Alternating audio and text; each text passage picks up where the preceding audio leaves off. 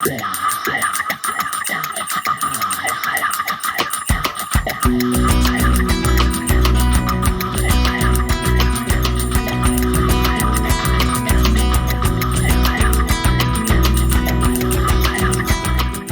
situación en Sid ha cambiado desde hace unas semanas, debido a que la presencia policial en los campos ha aumentado muchísimo.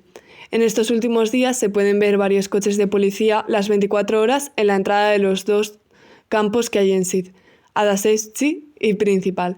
Esto ha dificultado nuestra actividad, ya que en varias ocasiones nos han obligado a abandonar los alrededores de los campos, donde solemos hacer las distribuciones y compartir tiempo con ellos. Además, el número de personas en movimiento ha aumentado muchísimo. Algunos de los chicos de ambos campos nos han contado que han llegado 3 autobuses a cada campo, llenos de personas que antes estaban en los campos de refugiados de la zona de Subotica, Orgos y Sombor. Esto está provocando una masificación de los campos, lo cual conlleva a un empeoramiento de las ya de por sí malas condiciones existentes. Muchos nos cuentan acerca de la facilidad de contraer sarna, debido a la suciedad general. Además de las escasas raciones de comida, el agua está limitada a un solo vaso al día y suele estar sucia ya que no está filtrada. A su vez, la policía está limitando la entrada y salida de estas personas al campo de refugiados, impidiéndoles la posibilidad de comprar bienes de primera necesidad como alimentos o medicinas. La situación en el norte de Serbia actualmente es muy tensa, tanto para nosotros como voluntarios de No Name Kitchen, que nos vemos muy limitados en nuestro trabajo, tanto como para obviamente las personas en movimiento. Actualmente cruzar las fronteras parece imposible, por lo que se encuentran atrapados en una situación casi carcelaria en la que la supervivencia cada día es más difícil, debido a un pésimo e inhumano servicio estatal que asfixia a la gente en vez de asegurar su protección.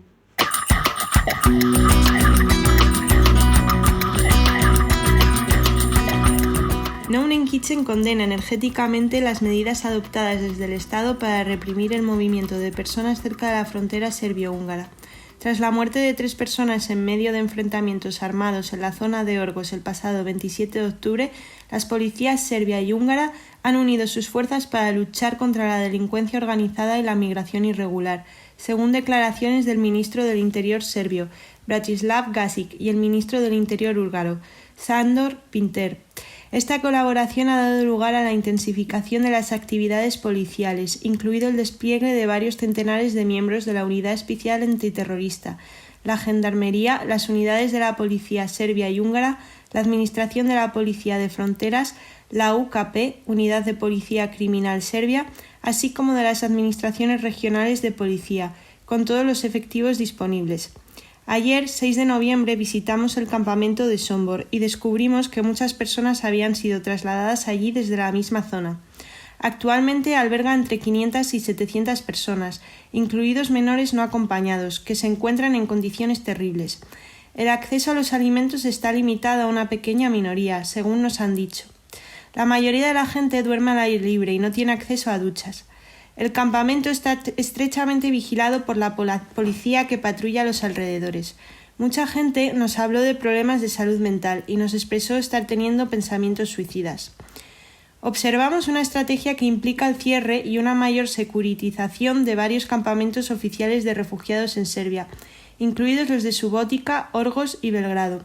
La noche del 31 de octubre, el campamento de Subotica, que suele alojar a más de 300 personas entre hombres, mujeres, niños y familias, también fue desalojado a la fuerza por la policía.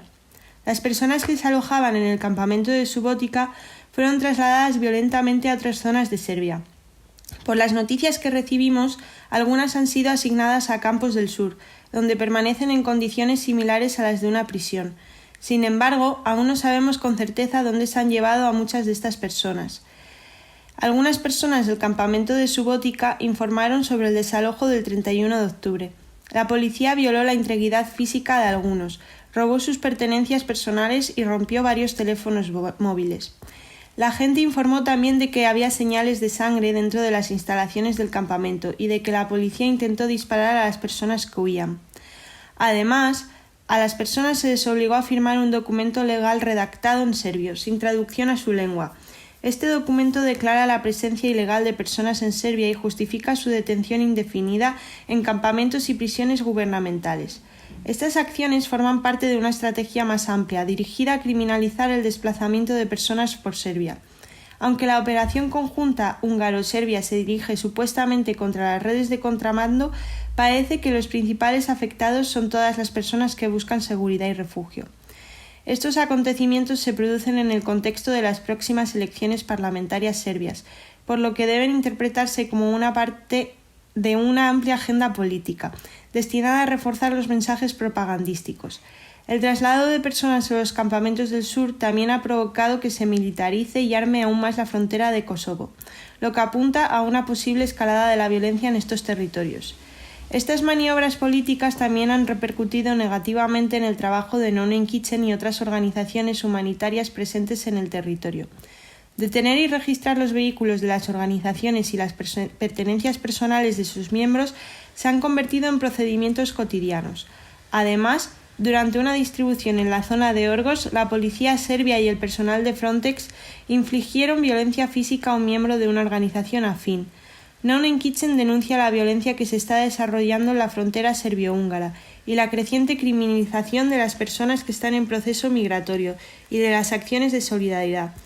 El gobierno serbio, con el apoyo de la Unión Europea y sus socios, usa estas acciones de propaganda política para justificar una cacería humana contra las personas que buscan refugio.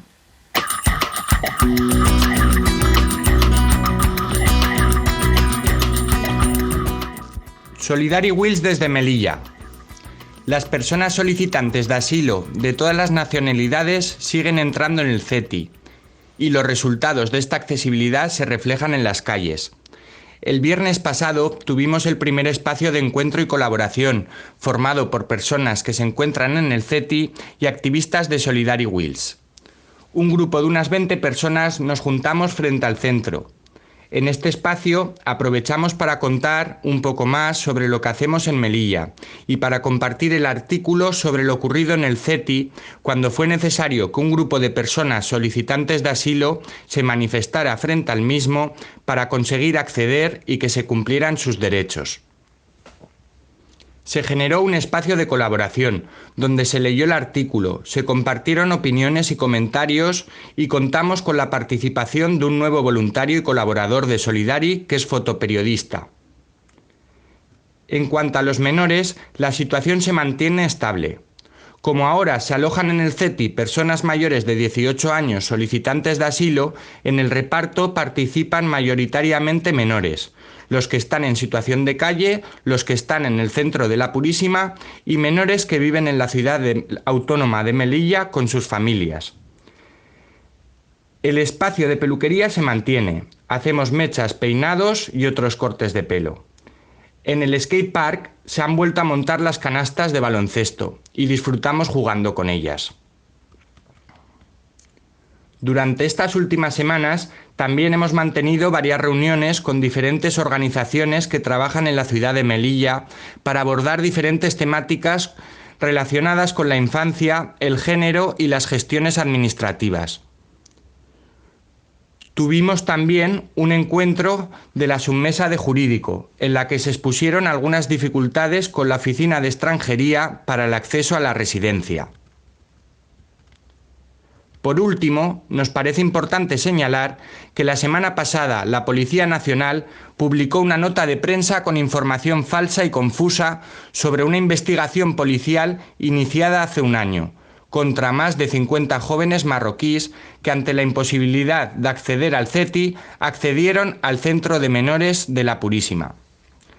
En varias ocasiones informando sobre su mayoría de edad. Ahora se enfrentan a un supuesto delito de falsedad documental, sin conocer aún el detalle del delito que han cometido.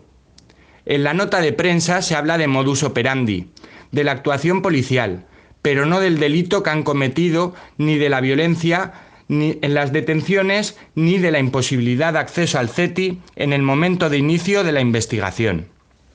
Desde Solidary Wheels denunciamos el lenguaje discriminatorio de esta nota de prensa, manteniendo el relato confuso, sin contexto, sin contrastar y con un claro enfoque criminalizador de las personas marroquíes, no garantizando sus derechos.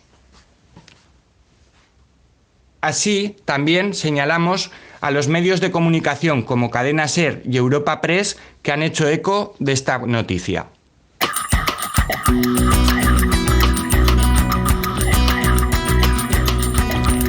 Las violencias no han cesado en la ciudad de Ceuta. No hay noticias nuevas. No es novedad que estén llegando más personas a las costas, ni son novedad las vulneraciones de derechos en el centro de menores. No interesa o no sorprende, no lo sé. La noticia debería ser más bien que estas injusticias están tan normalizadas que forman parte de la vida cotidiana de las personas que las sufren y también de las que las ejercen. Muchos menores siguen en situación de calle, sin techo, sin comida, sin ir al colegio, sin recibir ningún tipo de cariño. Solo castigos, broncas, insultos y normas, pero cero soluciones constructivas y pedagógicas. ¿Qué clase de herramientas son esas? Supongo que las que buscan control en lugar de inclusión. Y es vergonzoso que esos sean los objetivos en un centro que en realidad debería ser educativo y sobre todo acogedor. Reflexionábamos estos días acerca de las tantísimas dinámicas de violencia que desconocemos, que ocurren a diario y pasan desapercibidas también para nuestros ojos. Los niños no identifican muchas cosas como violencia porque al final se han acostumbrado a vivirlas. Y cuando nos hablan del centro nos cuentan como de pasada, pues como les dejan sin comer, les insultan o tienen tratos agresivos con ellos. Pero nunca saben qué responder cuando preguntamos directamente como por violencias, ¿no? La pasada semana, esto con un chico mayor de edad, la Guardia Civil Española tiró a esta persona al agua después de romperle el móvil y pillarle cuando estaba intentando hacer risky para subir en barco a la península y cruzar el estrecho. Le entrevistamos unos días después para que nos pudiera contar lo ocurrido con detalle. Y bueno, de primeras pues no sabía qué decir cuando le preguntábamos si las autoridades habían ejercido violencia o si había recibido amenazas. No sé, decía. Y luego directamente nos contaba cómo le habían dicho cosas como, pues como vuelvas por aquí te partimos la cara. Y él mismo verbalizaba que tenía miedo de que lo llevaran al bosque y lo mataran allí porque ya lo habían soltado allí varias veces y le habían dicho que no saliera, que no se le ocurriera volver. Y esto es una entre tantas cosas. Al final es un trato constante, inhumano, ilegal y denunciable, pero a la vez es invisible. Nadie parece detectar la gravedad de estas acciones y las personas migrantes aquí en Ceuta han normalizado que se les trate con desprecio, han normalizado que se violen sus derechos y que la vida continúe sin más. Desde No Name Kitchen nos hemos propuesto informar a las personas que sufren estas violencias acerca de sus derechos, para que sepan identificar las violencias que se están ejerciendo sobre ellas y puedan detectarlas y denunciarlas si así lo deciden. Además, la violencia no está únicamente en un puñetazo. Como decíamos hace unas semanas, en Ceuta la mayoría de vulneraciones se dan en la administración y estas violencias institucionales y racistas son mucho más difíciles de detectar al no tener consecuencias físicas directas. Y también es mucho más difícil de denunciar y de ser escuchadas. Las autoridades se aprovechan de esta vulnerabilidad y de la desinformación de la gente para ejercer su poder, y no podemos permitir que esto siga ocurriendo. El silencio es opresor y tenemos que asegurarnos de que las personas que migran tengan las herramientas para tener la voz y el espacio que les permita ser sujetos activos de denuncia en sus propias realidades.